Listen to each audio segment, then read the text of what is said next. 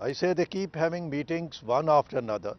Recently, there was a meeting last month in December last year, where the such like issues, their own representative, their minister, they were not responding when the issue was highlighted about the ceasefire violation, about this thing. They are good about you see 43 or something in 2010.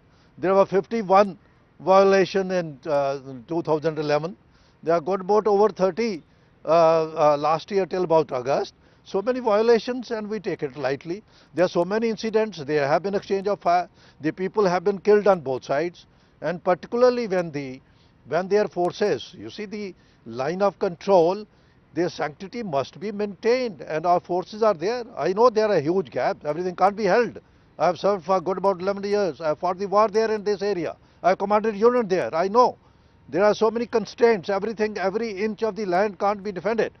So therefore, the solution, and that is how during such a foggy weather, this incident, when the patrolling is going on in our own country, so there has to be very strong measures taken, and everything should not be. This is violation of what they call it. What is the use of having agreement? What is the use of having talks?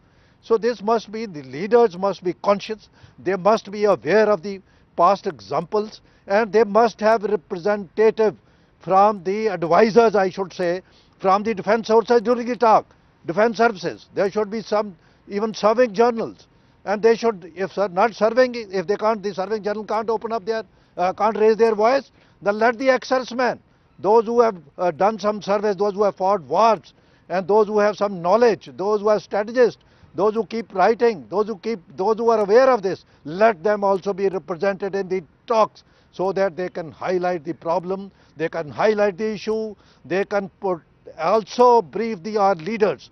Unfortunately, the security environments, it's not of the concern of the army, it is also our own leadership. They have to be awakened. There got to be a national policy.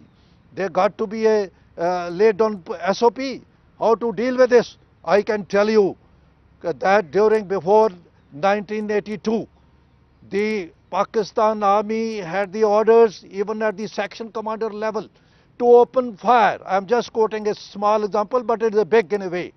And they didn't have to ask the army people on the border. They could open fire on our troops. So the case was taken up. I was commanding a unit in Poonch sector, Mehndar sector, 1983. Then the case was taken up, and after years, we started taking up after 71 war. And after a couple of years, this final decision came from the government of India, yes, that we could retaliate, but certain, let's say, small arms to be opened fire to retaliation at a certain level, at the level of battalion commander. Then infantry mortars are there, then the Topkhana is there, the Italy. But I am saying this came later on after we suffered number of casualties. Why have been sleeping over it? Why this thing? They had the authority, right? Section commander could open. They used to do it. They used to kill our people, and we couldn't retaliate. We are such soft people. We should be conscious. Our leadership got to be awakened. They have to be told about it. They must be conscious of the requirement of the security environments of the country. They must know how it affects the morale of the forces. Only wearer knows where the shoe pinches. You ask the family members of the person, those who have been killed, what goes on in their mind? Is there, our nation is not supposed to look after our defense services? Is it that serving soldier they to be mutilated like this? They are to be humiliated. This humiliation is for the entire country, I should say. Therefore, there got to be strong measures, and particularly our leadership. Time and again I highlight this issue. Unless their mindset, which is only, yes, peaceful, we want peace, but we certainly want peace, but not at the cost of our own sovereignty, not at the cost of our own freedom, not at the cost of our own honor, not at the cost of our own dignity. We keep this thing. We have to uphold the dignity, honor, and safety of the country, always and every time.